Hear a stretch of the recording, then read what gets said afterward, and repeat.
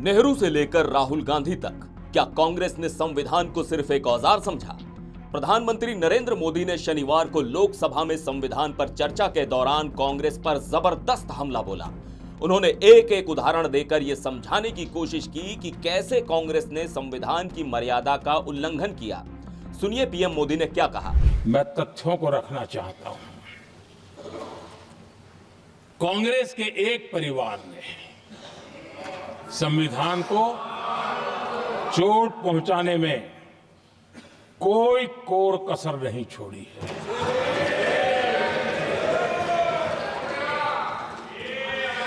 और मैं इसलिए एक परिवार का उल्लेख करता हूं कि 75 साल की हमारी यात्रा में 55 साल एक ही परिवार ने राज किया है। इसलिए देश को क्या क्या हुआ है ये जानने का अधिकार है। और इस परिवार के कुविचार, कुरीति, कुनीति, इसकी परंपरा निरंतर चल रही है। हर स्तर पर इस परिवार ने संविधान को चुनौती दी। पीएम मोदी ने नेहरू का उदाहरण देते हुए बताया कि कैसे 1951 में चुनी हुई सरकार ना होते हुए भी संविधान के साथ छेड़छाड़ हुई। 1947 टू 1952 इस देश में इलेक्टेड गवर्नमेंट नहीं थी। एक अस्थाई व्यवस्था थी, एक सिलेक्टेड सरकार थी और चुनाव नहीं हुए थे। और जब तक चुनाव न हो तब तक एक इंटरिम व्यवस्था के रूप में कोई खाका खड़ा करना चाहिए, किया गया था। 1952 के पहले राज्यसभा का भी गठन नहीं हुआ था। राज्यों में भी कोई चुनाव नहीं थे, जनता का कोई आदेश नहीं था। उसके बावजूद भी और अभी तो संविधान निर्माताओं ने इतना मंथन करके संविधान बनाया था। 1951 में जबकि चुनी हुई सरकार नहीं थी, उन्होंने ऑर्डिनेंस करके संविधान को बदला और किया क्या? अभिव्यक्ति की आजादी पर हमला कर दिया गया।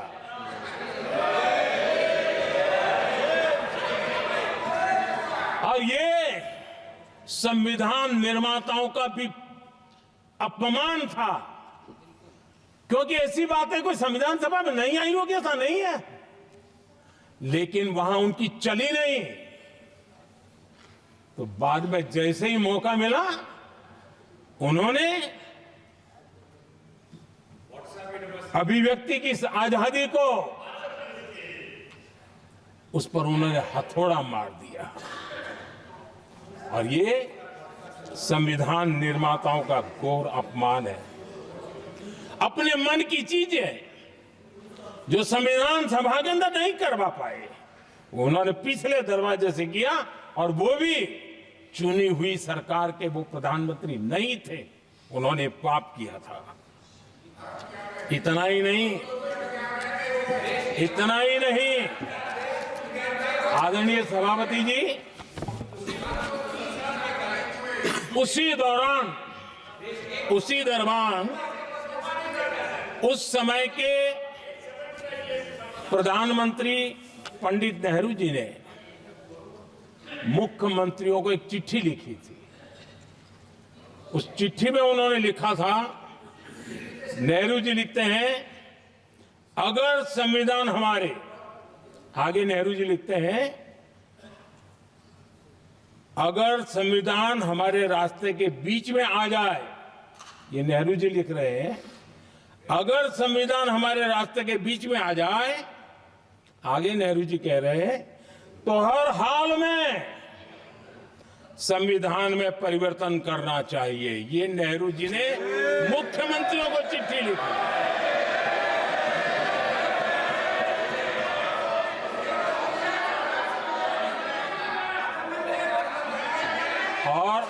आदरणीय सभापति जी, ये भी देखिए 1951 में ये पाप किया गया, लेकिन देश चुप नहीं था।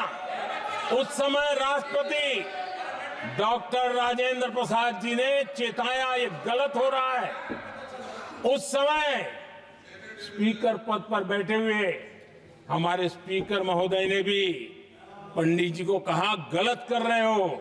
इतना ही नहीं, आचार्य कृपलानी जी, जयप्रकाश नारायण जैसे महान कांग्रेसी लोगों ने भी पंडित नेहरू ने कहा कि ये रोको, लेकिन पंडित जी का अपना संविधान चलता था और इसलिए उन्होंने इतने वरिष्ठ महानुभावों की सलाह मानी नहीं और उसे भी उन्होंने दरकिनार कर दिया।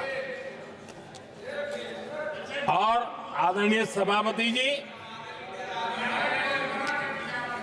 ये संविधान संशोधन करने का ऐसा खून कांग्रेस के मुंह लग गया कि समय समय पर वो संविधान का शिकार करती रही। ये खून मुंह पे लग गया। इतना ही नहीं, संविधान के स्पिरिट को लहू लहान करती रही। आदरणीय सभापति जी, करीब 6 दशक में 75 बार संविधान बदला गया। पीएम मोदी ने इंदिरा गांधी पर भी तीखा हमला किया। 1975 की इमरजेंसी को याद करते हुए उन्होंने कहा कि कांग्रेस ने उस वक्त संविधान की आत्मा को लहूलुहान कर दिया। जो बीज देश के पहले प्रधानमंत्री जी ने बोया था, उस बीज को खाद पानी देने का काम एक और प्रधानमंत्री ने किया। उनका नाम था श्रीमती इंदिरा गांधी।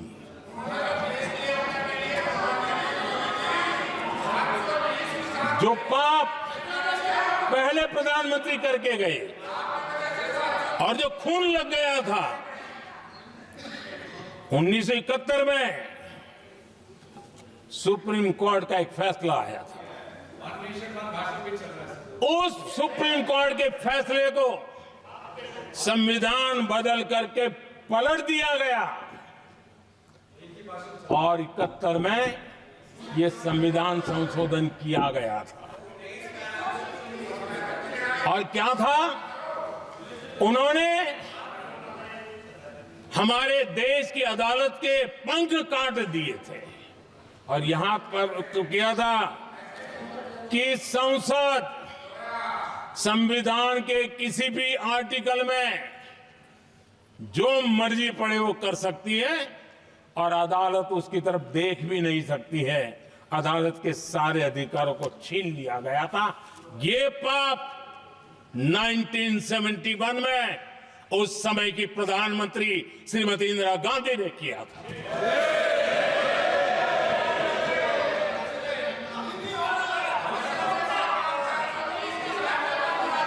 और इस परिवर्तन ने इंदिरा जी की सरकार को मौलिक अधिकारों को छीनने का और न्यायपालिका पर नियंत्रण करने का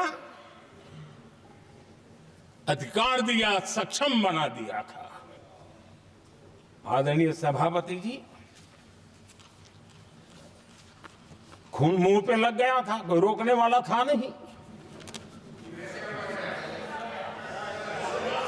और इसलिए जब इंदिरा जी के चुनाव को गैर रीति के कारण, असंवैधानिक तरीके से चुनाव लड़ने के कारण अदालत ने उनके चुनाव को खारिज कर दिया और उनको एमपी पद छोड़ने की नौबत आई, तो उन्होंने गुस्से में आकर के देश पर इमरजेंसी थोप दी, आपातकाल लगा दिया अपनी कुर्सी बचाने के लिए। और उसके बाद इतना ही नहीं, उन्होंने इमरजेंसी तो लगाई, संविधान का दुरुपयोग तो किया ही किया, भारत के लोकतंत्र का गला तो घोंट ही दिया। लेकिन 1975 में 39वां संशोधन किया और उसमें उन्होंने क्या किया, राष्ट्रपति, उपराष्ट्रपति, प्रधानमंत्री, अध्यक्ष, इनके चुनाव के खिलाफ कोई कोर्ट में जा ही नहीं सकता है, ऐसा उन्होंने, और वो भी रिट्रोस्पेक्टिव किया, आगे के लिए नहीं, पीछे का भी, अपने पापों का भी उन्होंने। और आदरणीय सभापति जी, मैं संविधान की बात कर रहा हूं, मैं संविधान के आगे पीछे कुछ नहीं बोल रहा हूं।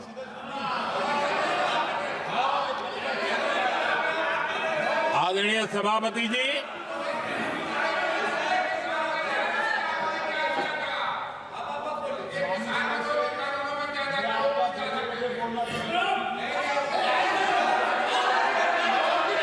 आदरणीय सभापति जी, इमरजेंसी में लोगों के अधिकार छीन लिए गए, देश के हजारों लोगों को जेलों में ठूंस दिया गया,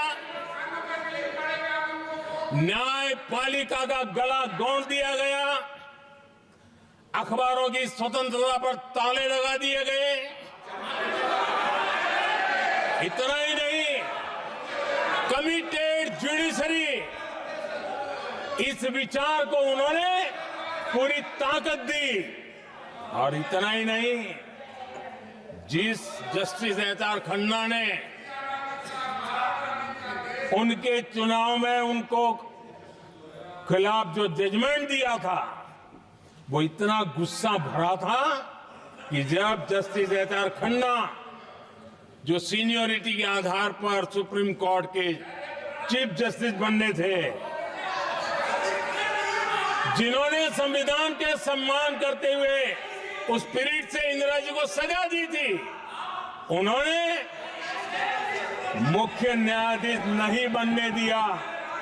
ये संविधान और लोकतांत्रिक प्रक्रिया रही।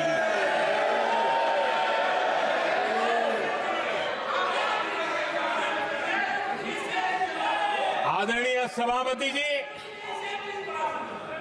यहां भी ऐसे कई दल बैठे हैं जिनके मुखिया भी सारे जेल में हुआ करते थे। ये इनकी मजबूरी है कि वहां जाके बैठे हैं, उनको भी जेलों में ठूस दिया गया था। आदरणीय सभापति जी, देश पर जुल्म तांडव चल रहा था, निर्दोष लोगों को जेलों में ठूस दिया जाता था, लाठियां बरताई जाती थी, कई लोग जेलों में मौत के शरण हो गए थे, और एक निर्दयी सरकार संविधान को चूर चूर करती रही थी। पीएम मोदी ने राजीव गांधी पर भी सवाल उठाए। शाहबानो केस का उदाहरण देते हुए उन्होंने कहा कि वोट बैंक की राजनीति के लिए संविधान को नजरअंदाज किया गया। ये परंपरा यहां नहीं रुकी, जो परंपरा नेहरू जी ने शुरू की थी, जिसको दूसरे प्रधानमंत्री जी इंदिरा जी ने आगे बढ़ाया, क्योंकि खून मुंह पे लग गया था, और इसलिए राजीव गांधी जी प्रधानमंत्री बने। उन्होंने संविधान को एक और गंभीर झटका दे दिया। सबको समानता, सबको समानता, सबको न्याय, उस भावना को चोट पहुंचाई। आदरणीय सभापति जी, आपको मालूम है, सुप्रीम कोर्ट ने शाहबानो का जजमेंट दिया था। एक भारत की महिला को न्याय देने का काम संविधान की मर्यादा और स्पिरिट के आधार पर देश की सुप्रीम कोर्ट ने दिया था। एक वृद्ध महिला को उसका हक मिला था सुप्रीम कोर्ट से, लेकिन उस समय के प्रधानमंत्री राजीव गांधी ने शाह मानो कि उस भावना को, सुप्रीम कोर्ट की उस भावना को नकार दिया और उन्होंने वोट बैंक की राजनीति के खातिर संविधान की भावना को बलि चढ़ा दिया और कट्टरपंथियों के सामने सर झुकाने का काम कर दिया। उन्होंने न्याय के लिए तड़प रही एक वृद्ध महिला को साथ देने के बजाय उन्होंने कट्टरपंथियों का साथ दिया। संसद में कानून बना करके सुप्रीम कोर्ट के निर्णय को फिर एक बार पलट दिया गया। पीएम मोदी ने राहुल गांधी और कांग्रेस पार्टी पर भी निशाना साधा। नेशनल एडवाइजरी काउंसिल और कैबिनेट के फैसलों को लेकर उन्होंने कांग्रेस के तरीके पर सवाल उठाए। बात वहां से नहीं अटकी है। नेहरू जी ने शुरू किया, इंदिरा जी ने आगे बढ़ाया और राजीव जी ने भी उसको ताकत दी, खाद पानी देने का काम किया। क्यों? संविधान के साथ खिलवाड़ करने का लहू उनके मुंह लग गया। आदरणीय सभापति जी, अगली पीढ़ी भी इसी खिलवाड़ में जुड़ी पड़ी है। एक किताब को मैं कोट कर रहा हूं। उस किताब में जो लिखा गया है और उसमें प्रधानमंत्री उस समय के मेरे पहले जो प्रधानमंत्री थे उनको कोट किया है। उन्होंने कहा है, मुझे यह स्वीकार करना होगा कि पार्टी अध्यक्ष सत्ता का केंद्र है। ये मनमोहन सिंह जी ने कहा है, जो किताब में लिखा गया है। मुझे यह स्वीकार करना होगा कि पार्टी अध्यक्ष सत्ता का केंद्र है। सरकार पार्टी के प्रति जवाबदेह है। इतिहास में पहली बार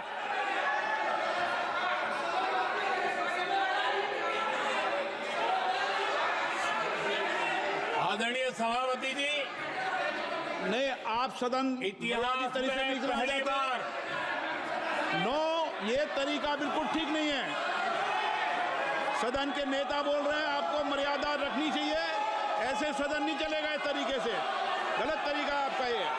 माननीय प्रधानमंत्री जी, आदरणीय सभापति जी, इतिहास में पहली बार संविधान को ऐसी गहरी चोट पहुंचा दी गई। संविधान निर्माताओं ने चुनी हुई सरकार और चुने हुए प्रधानमंत्री की कल्पना तक ही हमारा संविधान था, लेकिन इन्होंने तो प्रधानमंत्री के ऊपर एक गैर संवैधानिक और जिसने कोई शपथ भी नहीं लिया था, नेशनल एडवाइजरी काउंसिल पीएमओ के भी ऊपर बैठा दिया। पीएमओ के ऊपर अघोषित दर्जा दे दिया गया।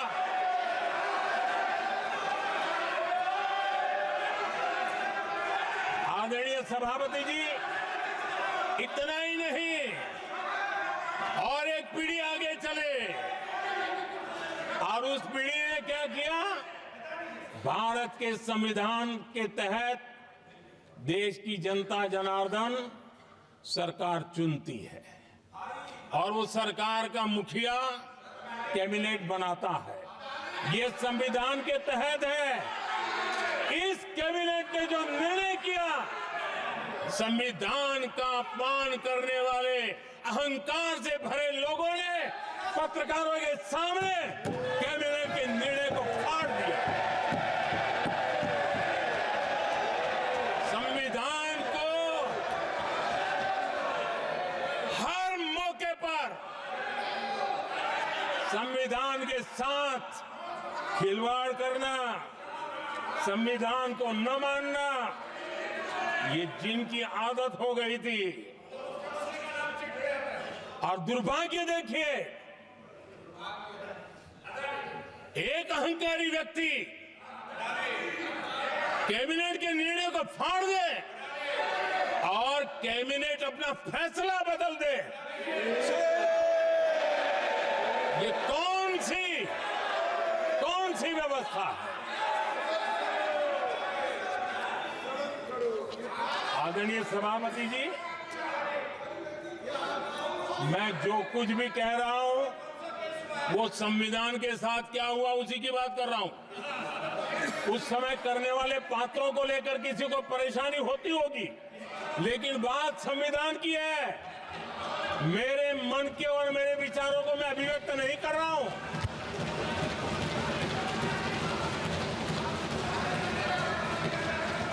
आदरणीय सभापति जी, कांग्रेस ने निरंतर संविधान की अवमानना की, संविधान के महत्व को कम किया। कांग्रेस इसके अनेक उदाहरणों से भरा पड़ा हुआ है। संविधान के साथ धोखेबाजी कैसे करते थे, संवैधानिक संस्थाओं को कैसे नहीं मानते थे। तो पीएम मोदी ने कांग्रेस पर एक के बाद एक आरोप लगाकर यह साफ करने की कोशिश की कि कैसे उनकी नजर में कांग्रेस ने संविधान को अपनी राजनीति के लिए इस्तेमाल किया। सवाल यह है, क्या पीएम मोदी के इन तीखे हमलों का कांग्रेस के पास कोई जवाब है?